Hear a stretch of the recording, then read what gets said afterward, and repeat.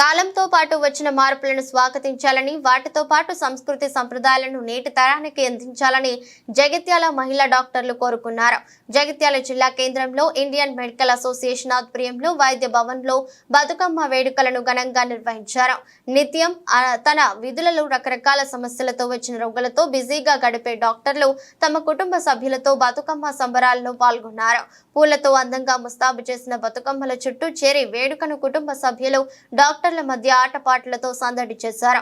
కాలంతో పాటు బతుకమ్మ పండుగలో వస్తున్న మార్పులను స్వాగతిస్తున్నామని, ప్రస్తుతం డీజే సాంగ్స్ మధ్య కోలాహలంగా జరుపుకుంటున్నామని అన్నారు.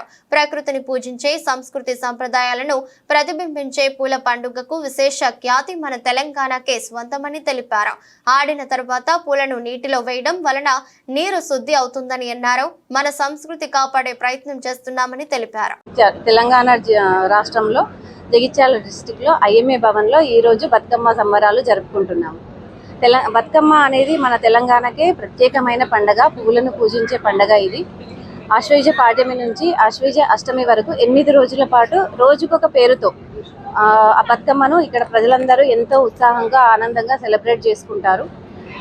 వివిధ రకాల పూలని బతుకమ్మలాగా పేర్చి బతుకమ్మ చుట్టూ, అంటే ఆశ్వయుజ పాడ్యమి రోజు సాయంత్రం పూట ఇంటి ముందు గొయ్యి తీసి దాని చుట్టూ బతుకమ్మ గద్దెలను పేర్చి ముగ్గులతో అలంకరించి పూలను పేర్చి బతుకమ్మలాగా పేర్చి అందరూ ఆట పాటలతో పాడుకుంటూ ఒక వీధిలో వారందరూ ఐకమత్యంగా జరుపుకునే పండుగ ఇది. అటు ఐకమత్యం పెంచుకోవడానికి కూడా తోడ్పడుతుంది. మన బతుకమ్మ ఎందుకు జరుపుకుంటున్నాం అనేది చాలా రకాల కథలు ఉన్నాయి మనకు.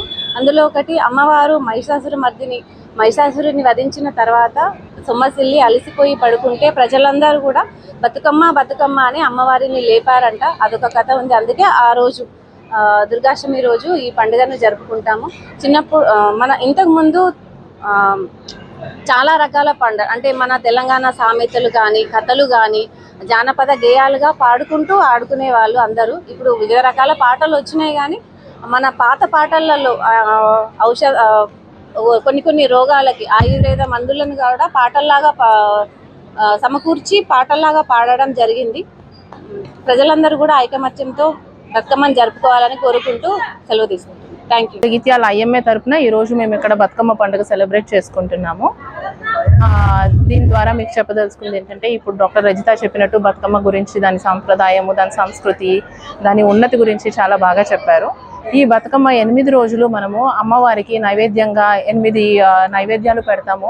మొదటి రోజు అటుకుల బతుకమ్మ అంటారు, రెండో రోజు నువ్వుల బతుకమ్మ అంటారు, మూడో రోజు ముద్దపప్పు పెడతారు, ముద్దపప్పు బెల్లమన్నం పెడతారు, నాలుగో రోజు నువ్వులు నానబెట్టిన బియ్యం నైవేద్యంగా పెడతారు, ఐదో రోజు అట్ల బతుకమ్మ అంటారు, ఆరో రోజు అలిగిన బతుకమ్మ అంటారు. ఆ రోజు ఏమి నైవేద్యం పెట్టం, కానీ బతుకమ్మ ఊరికే బతుకమ్మ పేర్చకుండా ఊరికే ఆడుకుంటారు. ఏడో రోజు వేపకాయ బతుకమ్మ అంటారు. ఆ రోజు సకినాలు, వేపకాయలు అవన్నీ అమ్మవారికి నైవేద్యంగా పెడతారు. ఎనిమిదో రోజు వెన్న ముద్దల బతుకమ్మ అంటారు. ఇలా 8 రోజులు 8 నైవేద్యాలు అమ్మవారికి సమర్పిస్తూ అందరూ ఆరోగ్యమైన ఆహారాన్ని 8 రోజులు చిన్నగా పంచుకొని సెలబ్రేట్ చేసుకుంటారు.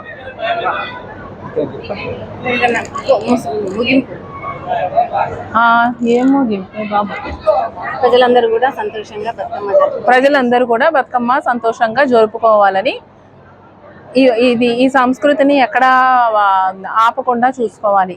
మళ్ళీ అందరికీ ఈ రోజులలో బతుకమ్మ వేరేలాగా సెలబ్రేట్ చేసుకుంటున్నారు. అంటే ఇప్పుడు జనరేషన్కి తగ్గట్టు కొన్ని మార్పులు చేసి వాళ్ళకి అట్లీస్ట్ ఆ బతుకమ్మ సంస్కృతి గురించి తెలిసేటన్నా చేసుకోవాలి. పాత పాటలు పెడితే వాళ్ళకి నచ్చకపోవచ్చు, కానీ ఆ జనరేషన్ని కలుపుకోవడానికి దాంట్లో చిన్న మార్పులు చేసుకొని వాళ్ళని ఈ సంస్కృతికి లాక్కోవడంలో తప్పు ఏమీ లేదు. కానీ మన సాంప్రదాయాలు, సంస్కృతి దీంట్లో మెల్లిగా ఎక్స్ప్లెయిన్ చేసుకోవాలి. మనం పాత పాటలు బతుకమ్మ ఆడమంటే వాళ్ళకి నిజంగానే ఇంట్రెస్ట్ రాదు. చిన్నపిల్లలకి బయటికి రమ్మంటే రారు. ఆడపిల్లలందరూ ఈ రోజులలో కాలేజ్లో సెలబ్రేట్ చేసుకునే వాళ్ళు కొంచెం మార్పు చేసి అదే మన